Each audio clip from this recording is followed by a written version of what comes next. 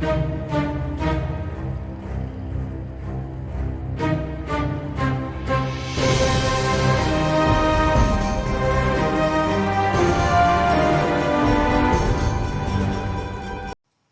guys, DJ, Guildmaster, Whistling Gamers Guild. Today I'm bringing you a little bit of a video, more of a tutorial. So with Battlefront and their Malaysia factory kind of shut down right now because of Rona, people are looking for different miniature stuff like that. And I also found it seems like there's not many people really doing stuff with like getting pewter ready, things with models. And I've worked with pewter a long time. I'm kind of a drug lord now. It's kind of funny. So there's a local company to me. They're really close. They're called Old Glory Miniatures.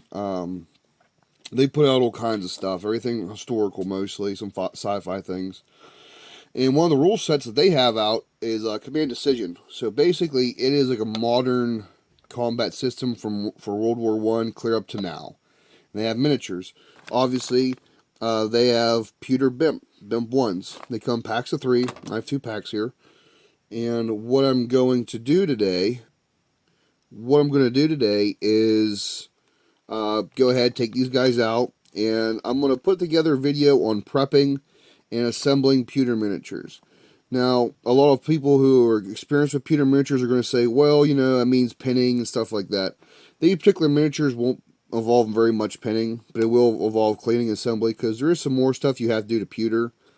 So with that being said, let's go ahead and get into it, and let's go ahead and open these miniatures and show you what they look like inside and some of the stuff that I do to start getting models ready. So the first thing here is we're going to open these bad boys up on camera.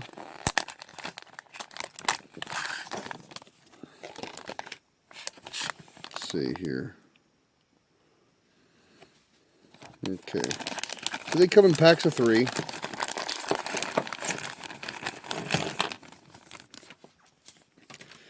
Alright, so we have some BIMP bodies.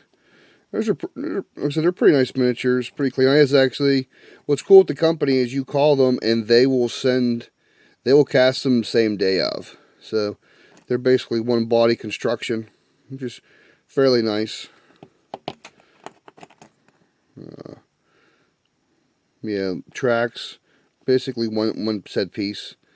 The one thing with pewter you have to look at is pewter has tons more flashing. You see the flashing line right here across the top, so you have to like clean that off. The things we'll use today for that will be a pair of like pliers or wire cutters and a hobby X-Acto knife with a new blade. What else we got in here? So there's more tracks. There's enough to make 3 vehicles. So here's the turrets. So the turret looks really similar to a, not really a BIMP 2, but definitely a BIMP 1. But you can see, like, they're fairly good. Shiny is all get out, because like, these are freshly cast. Literally, I got these miniatures recording this video probably 2 weeks ago. Like, they're so close I just go to their facility. I might try to do a video with them guys, touring their facility, mostly because they're a local company.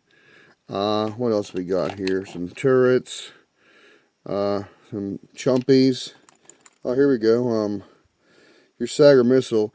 Now, granted, it's a little bit crude compared to like Battlefront miniatures, stuff like that, but it's definitely functional. Really, there's not a lot of really flashing to deal with. Maybe straighten this missile out a little bit.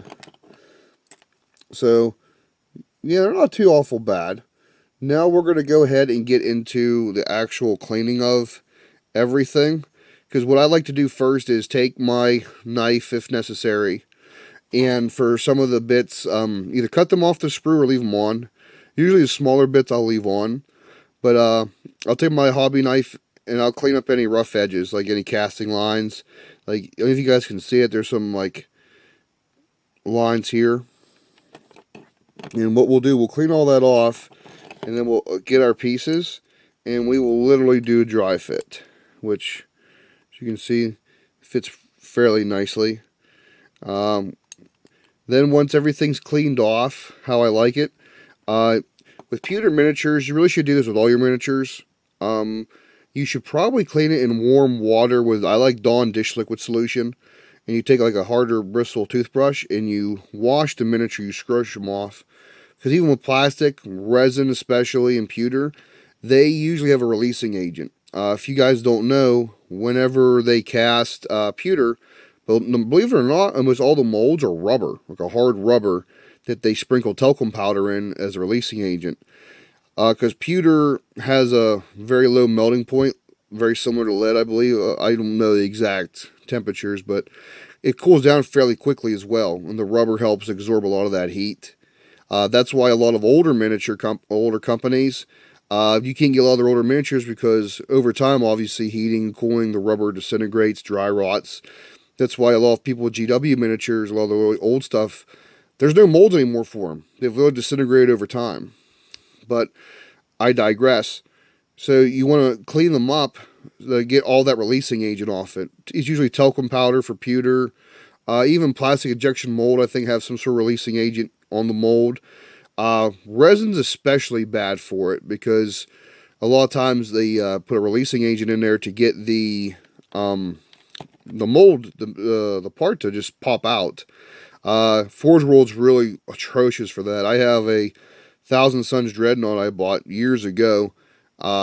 Cleaned him up. There were some bubbles, whatever, green stuff the bubbles in. But the releasing agent was so bad and baked into the model, to this day, I can't get paint to stick to that SOB. It sucks fairly bad. But yeah, we want to scrub these up and clean them. So let's get our tools out and we'll start working on these and we'll talk to you some more about this. Okay, we're back. Still by my workbench. I have a lot of projects going on right now. So basically we're going to need X-Acto knife, newer blade. Mine are a little bit rusted up because I have so many of them. And just a pair of wire cutters, standard wire cutters. You use this to get some stuff off the sprue. What I'm going to do with this particular stuff, guys, I'm going to leave a lot of it on there, like the smaller rockets, and including the crew, which look pretty decent actually. I'll leave them on there, so that way whenever I scrub and I have something that whenever I go to paint this, I'll actually have like a little tab to hold on to.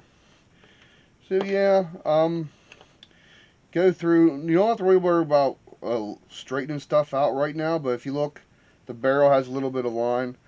So what you'll do is you'll take your X-Acto knife, and where the screw is, you'll just basically take the flat edge of it and just scrape it along.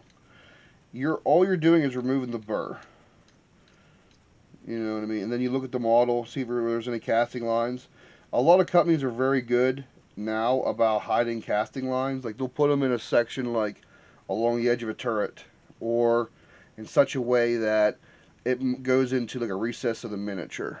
Okay. So like this gear is fairly good. You see a little bit of. Then you go on this guy. Doesn't look too bad. You see some flashing. So the flashing is like just little pieces you just kind of clip off. See, the top is a fairly decent ridge line. You just take this and just scrape along the top of it. Now, some people say, well, don't you clean a miniature first? I say no. I get all the stuff deburred, kind of straighten up anything, any little pieces. Then the tracks, usually I'll take one quick pass along those. Usually there's like a mold line along tracks. It's not too awful bad. But what happens a lot of times is when they cast these, there's breather holes along the edge of models. So if you ever see any pewter stuff, there's like these little, looks like whiskers of pewter. That's actually air holes or ventilation holes. So when the pewter is poured into the mold, it fills up the mold and the air goes out those holes, and then obviously the pewter follows it. So go ahead and scrape that along there. That's looking pretty good. Like I said, these guys have been around for a long time. And literally, I go through, there's a little bit of a line on the side here. And like I said, they have it to where their mold lines are so far down on the model that really you could probably get away with not even really scraping it, or cleaning them up. I like doing that. Like there's a fairly large chunk here. You guys can't really hardly see. I had to get my other camera out so I have a further away shot so you guys actually see what I'm doing. But there's like usually a spur piece here. So you can take your wire cutters and just go ahead and pinch it off, and then run your knife edge along it. Looks pretty good. Okay, the back here. See, so in the back there's some different sections. So I just take my knife, clean that off. So just kind of pinch it, and then just go ahead and just cut that off. So they do a pretty good job of their stuff, and this goes to any miniature, not just these guys. I happen to use these guys because I'm making Iraqis, and I'm having a little bit of a hard time getting a hold of BIMP ones, and these guys are fairly good, plus they're easy to assemble. So the main part right now is just to get everybody cleaned up. Crew looks pretty good. I don't see really much on these guys to do. So we just put him off to the side. Sagger missile. There's not much with him. Couple ventilation hole lines you just kind of cut off. And that's really all you do for this kind of stuff, guys. It's like pretty easy. Like, I won't unbend the fins too much. That's the other thing with pewter. If you keep messing with bending back and forth, you could run the risk of ripping the model or breaking it. So the less you actually mess around and bend the pewter, kind of the better off it is. Granted, there's pros and cons. I guess the pro I have for pewter miniatures is when or if the apocalypse happens, you can melt your minis down and help them make bullets out of. Which, believe it or not, pewter's actually harder than lead. Funny story, my dad, when he was alive, he had a black powder pistol, and he loved it. Well, I even forget where he got it, but he got a hold of a bunch of my old pewter that I had saved up, because that's what you did back in the day. He asked me to have it. I said, yeah. So he cast them in the bullets for his black powder pistol, and they were so hard. Whenever you have a pistol, there's a lever, a loading lever that you pull down. He actually broke the pin, the loading lever, because usually when you load a black powder revolver, when you push it into the cylinder, it shaves a little bit of that lead off the round. It didn't do that really good with the pewter, so he ended up breaking his pistol, had to get it repaired. Which always stuck out in my mind, which was crazy. But, yeah, we're just going to go ahead and scrape some of this stuff off. Look for any impurities, stuff like that, anything that's going to stick out. These guys here, they're not a sponsor of the show whatsoever, or the channel. But, they're pretty good people at Old Glory Miniatures. I'll put a link in the description to check them out. They have 2 websites. They're really good. Like I said, they're not a sponsor, so I'm not going to get in their business practices, but I can say for a pack of 3 of these guys was only $27 for 3, and then you get a discount if you are a Army member. They have like an army. They have like a kind of a program. But yeah, just go through, clean up these guys, and as you clean them up, you just stack them up. And usually takes no time at all, especially, like I said, pretty decent companies. It doesn't take much to clean these guys up. And the whole idea with me using these guys is to just get a couple BIMPs together, just started getting them forced so I can get my hands on some more plastic BIMPs.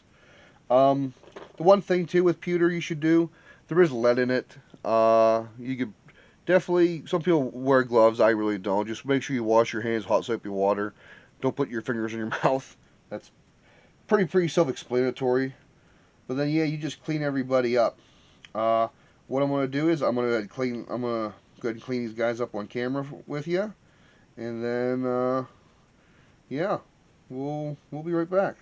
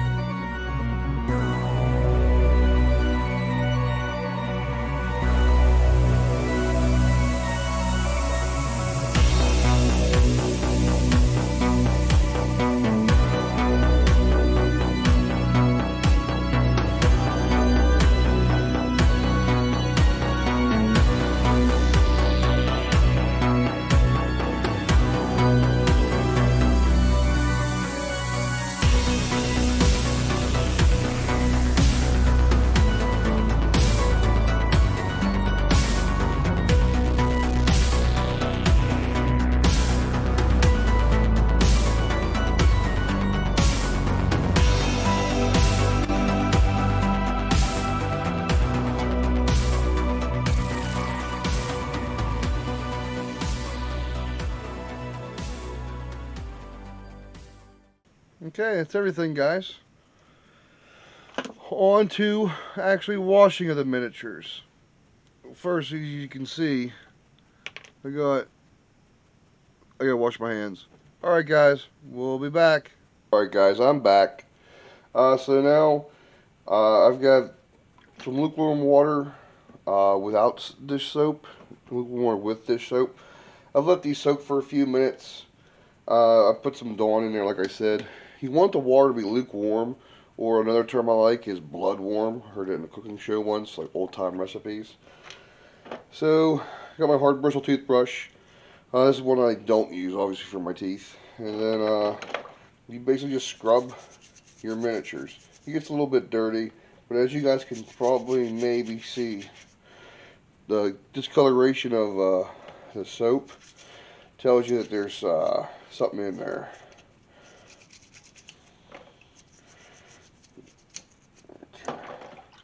So hold more. Alright, so one thing we're going to do too besides scrubbing these, I'm going to use epoxy super glue for a lot of the stuff here, like on the sides. So what I'm going to end up doing is take a bronze wire brush, and I'm just going to do a couple runs right through the side right here on the miniature. Okay, and the only reason I'm doing that is I'm going to use epoxy instead of super glue. So I'm literally just roughing up that edge a little bit. And I'm doing it while I'm cleaning, so I can clean out any debris. Go ahead, rinse it off, and boom, throw it in my little bin there. And then I'll just repeat this process for everything. Just getting up in the deal. You're going to see at the end of this how dirty this water actually gets. Now, some of it's probably from the body oils from my hands. You know what I mean? Let's be honest. But a lot of it's that release of the engine. You can already see stuff floating in the water. Because usually I'll let this metal in here for, before I get started, like 5 or so minutes. Not very long at all. I don't know if you've seen in the first part of the video when I had real close-ups of these, there was like a slight discoloration on the pewter. That's actually talcum powder. So do that. Rough it up a little bit. And this is to help the epoxy, like I said, get in there and get a better hold. Is all that's meant to do.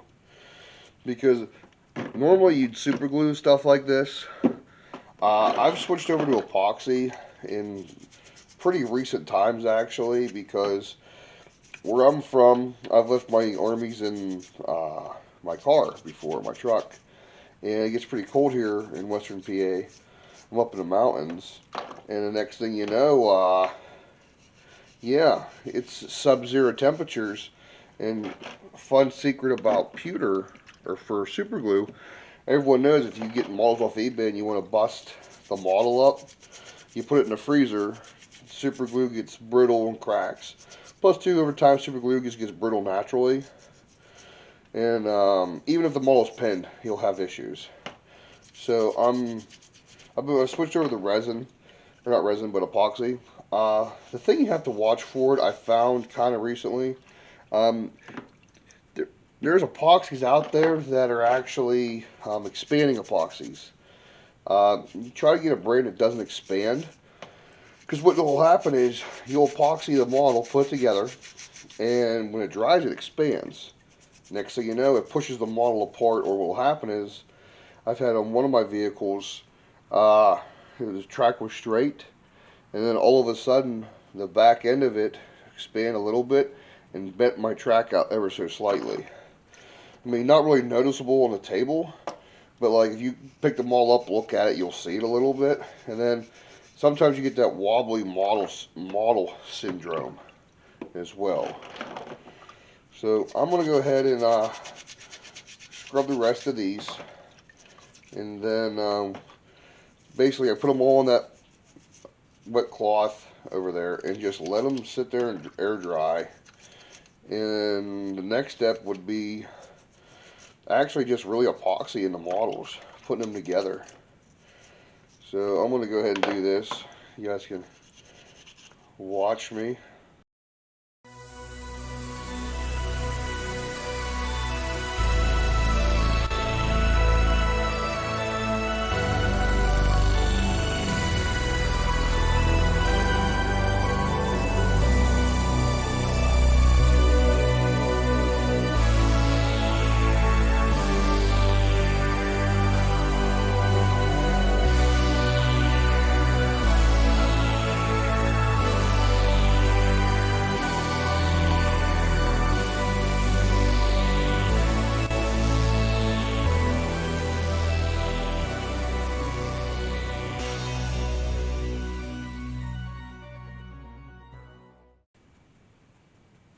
so one of the reasons I take these guys, dip them in clean water, and put them in is if you end up don't, sometimes there'll be soap residue left on the miniature, and what ends up happening is when you start painting it, it starts sudding up, believe it or not. Now, I'm going to take the camera here so you can see what I'm talking about here. If you look at that water, you might not be able to see too clearly on this camera, but look how cloudy that water is. That's literally getting some body oils from my hands and also that talcum powder. So you can see cleaning them off kind of helps pretty good. Alright guys, I'm going to go ahead and let those dry. And once those dry, we will move on to the next part of this, which will be assembly. Alright guys, so what I'm doing is I've gotten all my pieces. We're going to do assembly. We're going to use assembly and epoxy today. So I've got like all the things kind of lined up, like all my tracks for the bases. Then I have also all of my hatches. Now, since two of these are going to be command tanks or command bimps, I'm going to have some of the hatches open so the commanders can be out, and the rest are just going to be down. Now, I am using epoxy for applying the tracks and the Sagger missiles on top. You have to watch the epoxy because it will leave string lines, like streaks. Like whenever you dip it and you move it, you'll have like a thread. So you have to watch that. But honestly, probably for those and the hatches, I'm going to use super glue. I'll use Gorilla Gel XL. I like the gel. You can get a little more finer with it. When you mix the epoxy, it usually has a set time of around 5 or so minutes. So once you get started, you should really start putting it down like an applicator, like a popsicle stick. You should wear gloves. I usually don't because I'm fairly fast with it. It takes about 24 hours to dry, completely solid. Usually it'll set up within an hour. It'll start getting tacky within 5 to 10 minutes, but it'll set up fully within usually an hour or two. And that's when you can use that time to clean up the miniature. So if you have any like excess bubbling over, you can take your X-Acto knife actually and just cut it right off. Because once it's fully hardened after it cures, it's like rock. The other thing that I'm going to be putting on there today too is I have some bolt action guys. I have a Panzer Shrek team and a flamethrower team. We're trying to get some more videos out like that to you guys too. We've been having trouble with the camera lately. Like in fact, I just come home from work and it took me like 10 minutes to get the camera set up to where it works properly. I have no idea what's going on with it. So while you guys watch, I'm going to go ahead and start doing some of this stuff with the turrets. And then, yeah, we'll be back. Hope you enjoy.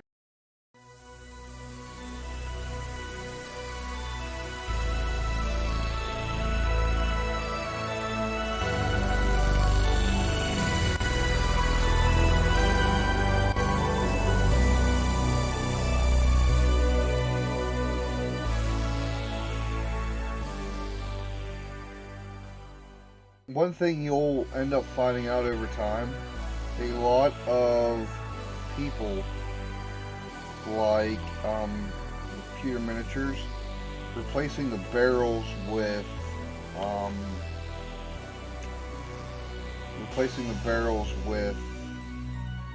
actual other metal, other metal barrels. So like how these ones are kind of like hollowed out a little bit. They're easily bent. They'll take those off, they'll take wire stock, and they'll just apply it. And you'll see that a lot sometimes happen. It's not bad, it's just I tend not to do it.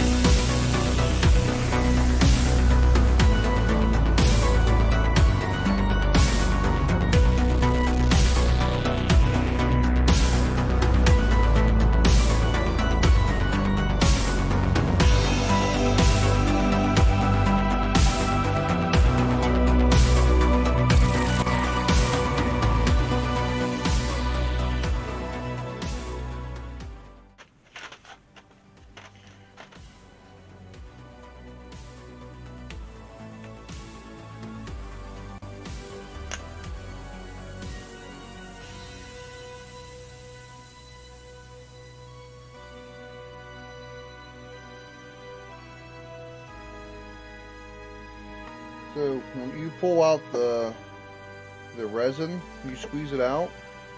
I always pull back a little bit so that way I can get it doesn't come clear to the top when you try pushing the lid back on, it gets all gooey. Okay, so basically what I'm doing is I'm taking a tip and I'm basically taking a Q-tip and just applying it inside of the miniature. Okay, once I do that, so you see it's starting to tack up now. You just take this and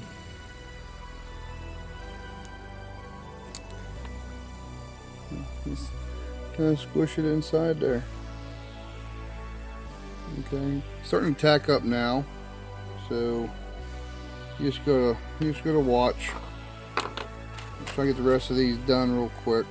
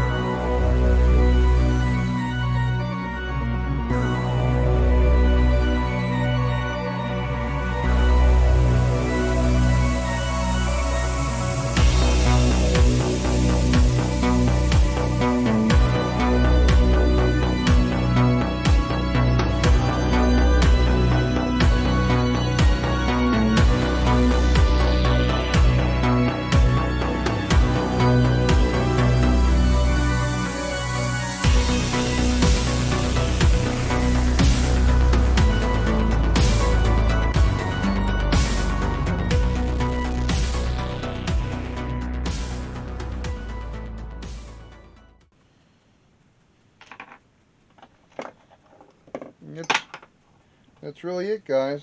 We'll let this dry and I'll show you what the finished product looks like. Alright, have a good one. Alright guys, so as you see, I got a lot of it done.